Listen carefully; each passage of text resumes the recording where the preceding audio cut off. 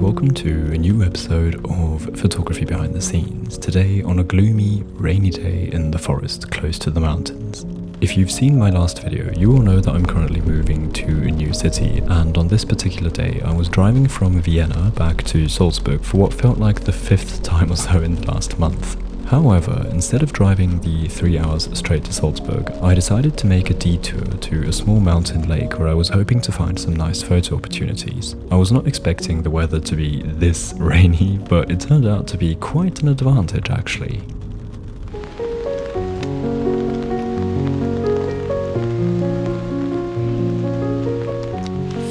I'm still on the way to the lake at the moment, but as I saw this part of the road here, I just thought I have to pull over to the side at some point because this road is just so beautiful.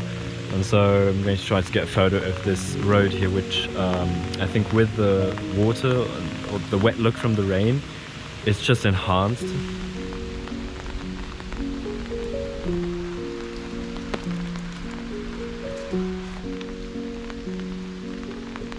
Usually on sunnier days, I think this road is actually quite busy with not just cars but also cyclists, but I can kind of make use of this really bad weather at the moment because no locals are going to come here, so I can just stand on the road. A car hasn't come yet, and I hope it won't come now because I'm going to try a self-portrait.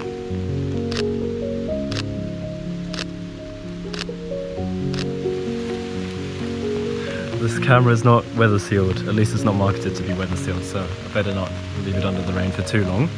Let's check it out. Okay, that's not too bad, but I think definitely worth a second try.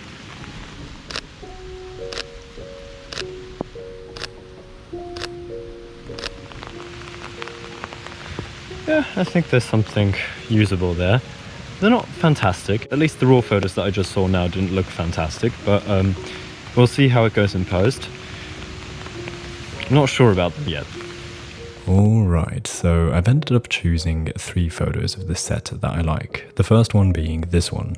This composition is actually a pretty strong crop because I enjoyed the position of myself here, but I didn't want to include my legs, so they are now out of frame. I chose this one because I think the foreground-background dynamic works quite nicely here, with me in front looking almost like a sort of silhouette because of the darker clothes and the blur, and the forest road in the back and in focus. Also, this one has a different edit than the next two. I decided to colour this photo in a warmer tone, as you might notice in the shadows, which are brownish instead of my typical greenish shadows. Here is the next version I chose. This is now the full frame, and you can see I went for a decently wide focal length here to include a lot of the forest. I like the moment the camera captured here. The editing is different in the sense that I went for a colder green look, but nothing extraordinary.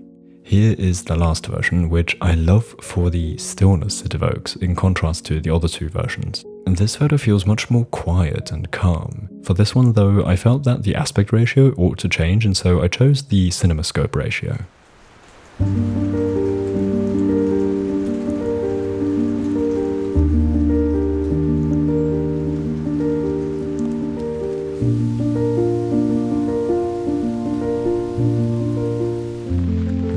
Here I had arrived at my location at the mountain lake. However, before actually going to the lake, I got distracted.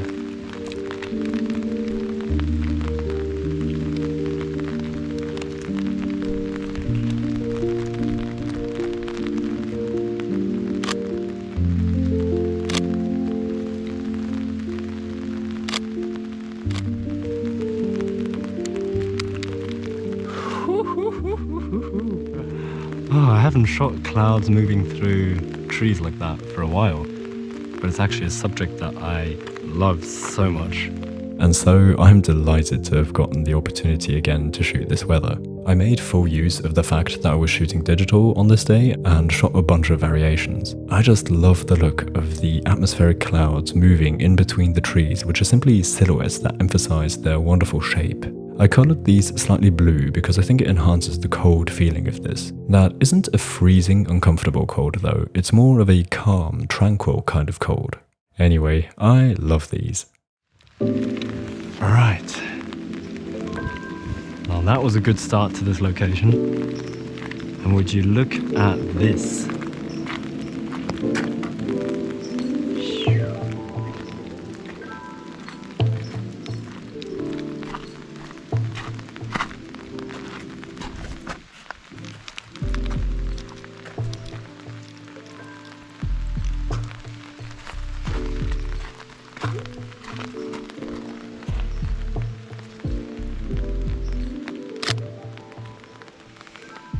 So here I got two versions again. Let's start with this one. It's another one of those simple yet effective photos. The background is the wonderful landscape of this location that is being covered on the top by clouds. In the foreground there are the two rocks, which aren't the subject directly, but they definitely are important characters of this composition that keep everything balanced. And one other point of the composition I want to point out is the pebble beach that rounds off the corner on the left. I like how it is positioned in the photograph because it seems to frame the scene. The alternative version I got is this cropped black and white version, which I like for the timelessness of the monochromatic look. However, in other aspects, I think it isn't particularly better.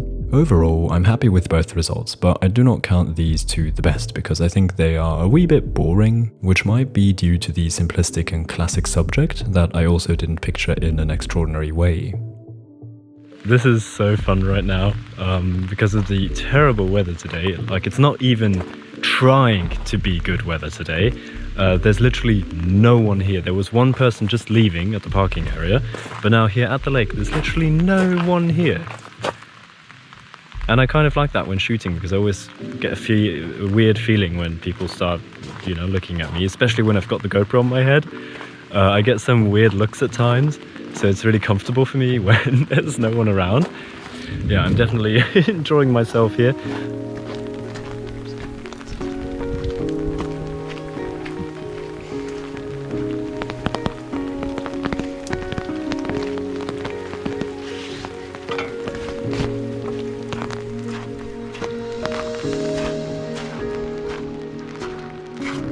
Ah, this could work.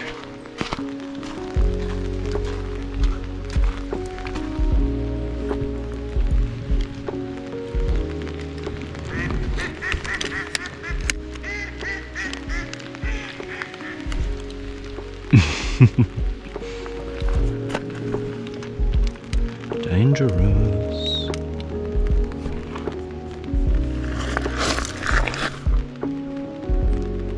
Right. Cool. Alright, camera settings are set. Now I need to set myself. So I'm going in there and I hope the water is not too cold.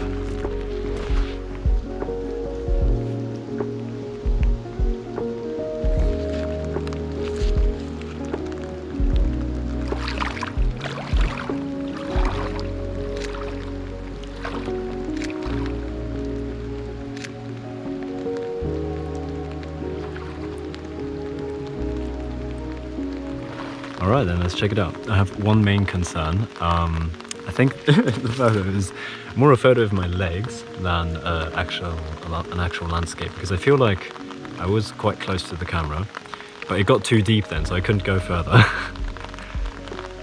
It's okay actually, I'm not that close, but I'm much closer than I wanted to be. So we'll have to try it again with the camera far further back.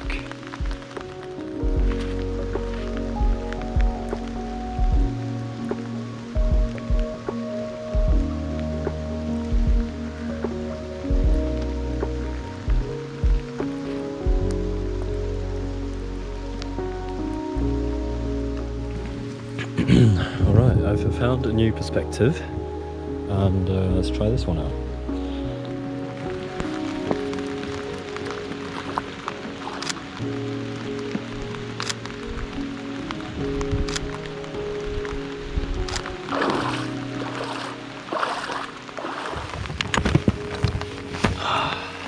Okay, I like it. I like it a lot, actually. So, I think I've got the shot. Then, let's move on to the other shot. So, these couple attempts have resulted in two versions of the photograph I like. Here's the first one. I decided to turn the photograph into a black and white image because the colours were not adding anything I liked in this picture, and the black and white aesthetic on the other hand simplified the photo and turned the focus more towards the shapes and the tonal differences in the photograph. I like how the composition works with the round ridge of the mountains on both sides seemingly sliding down into the valley, which acts like leading lines to the subject. I decided to crop the photo to the CinemaScope aspect ratio again because I felt like the sky was too present and introduced negative space of the unpleasant kind. Although I do like this 4:5 aspect ratio a lot, I just wish here that the sky was not only this splash of grey when it's this big. Behind those clouds hides a mountain, and if that mountain would peek through there just a bit, I can imagine that the photo would look better and work in this 4:5 aspect ratio. Anyway, this here is the second version that I chose, but in the wide crop, and as you can see, if you look carefully, I've added various little details to give the image some more texture. Next, it was time to move the camera again, and this time into the water. I had one more shot in mind that I wanted to get, which involved me standing in the water, so I set up the camera and shot a few attempts.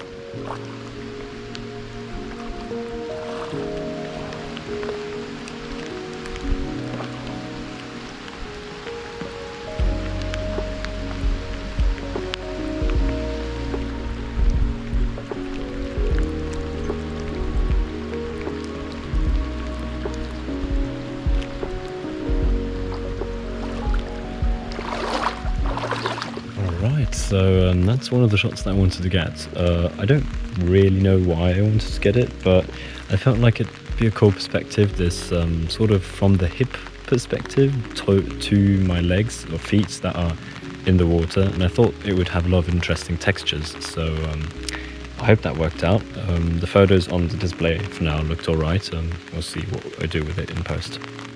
So here it is, and I like it. The point about the textures worked wonderfully, I think. The ripples in the water, the wet skin and the clothes, all sorts of textures coming together in one detail shot here.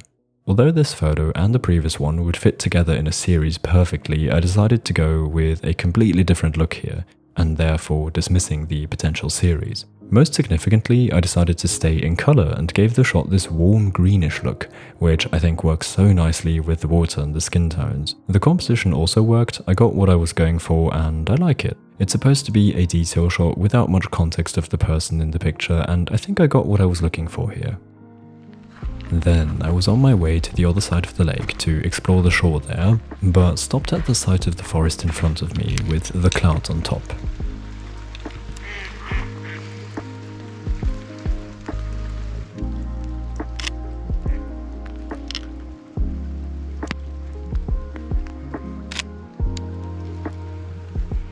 Here's the result. It's pretty simple, nothing special I think, but oh, is it moody, and I like it for that.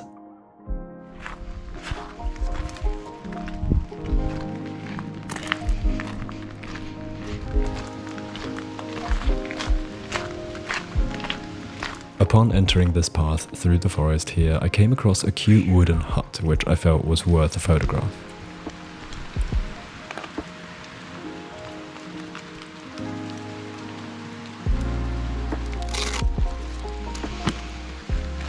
I got two versions, one without any effects and one shot through a plastic bag to get that blurring effect. Here's the neutral version, and it's okay. I enjoy the composition and how the hut seems to be hiding in all the greenery, but speaking of green, that brings me to the main issue I had here. I was having difficulties editing this because the scene was just so green. So green that even the hut's wood didn't seem to contrast much to the leaves, which results in this photograph just being too green overall. And that's not always an issue, but in this particular example I wish the wood had some more separation from the leaves. I also didn't want to turn this to a black and white though, because I do appreciate the green colour, just not the amount I suppose. And here is the version with the plastic bag, which sadly also didn't work so well. I suppose I should keep using this technique mostly for detail shots, unlike this one.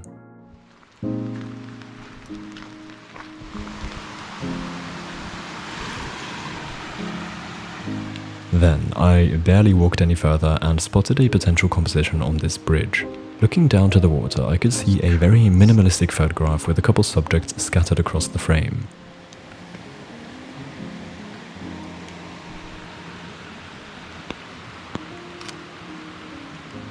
This is the result, and I think it's a pretty cool shot. The colours of the lake are fantastic and make a great canvas for the few subjects. I love that the subjects are not just the rocks and the logs, but also the 3 ducks, which have a stronger sense of a personality than the non-living subjects in the picture. Next, I found this path to the side that led to the water, where I found my next subject.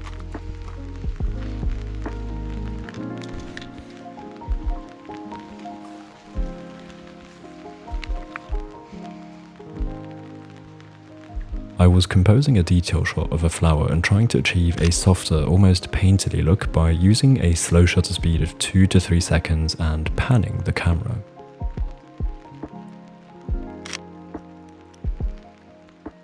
Here is version 1 of 2. I like how this turned out. Thanks to the small depth of field, the majority of the photo is blurry, and with the panning technique, the flower isn't as sharp as it would be if I hadn't panned the camera. And the whole photo has a softness to it, and with the colours, I think this makes for a pretty dreamy looking photo. In the second version, I decided to relinquish the colour and see how this could work as a black and white photo. I think this also works wonderfully. The abstraction of erasing any colours adds to the surreal and dreamy feeling. Then I stood on the rocks here to compose a shot of the 2 rocks underwater.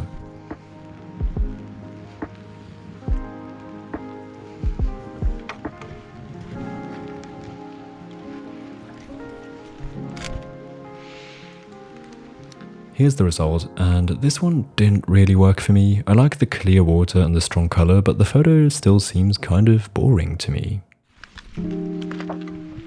Next, I was back on the path, but before continuing, I found a white flower, which I thought could work better for the same kind of photo of the flower I got earlier.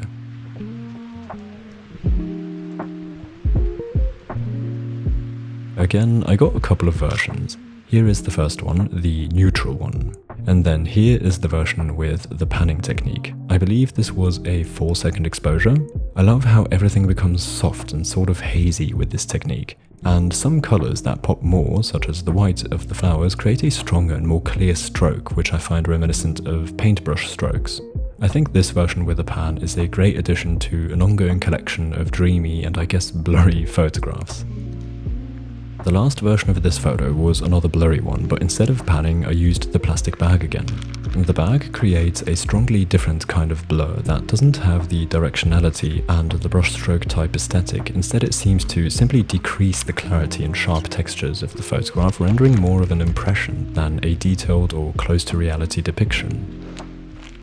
Here is the result, and I love it. Indeed, I find that the white flower works much better for this picture thanks to the contrast. I went for the extra abstraction by going black and white here, but also simply because I thought this version was prettier than in colour.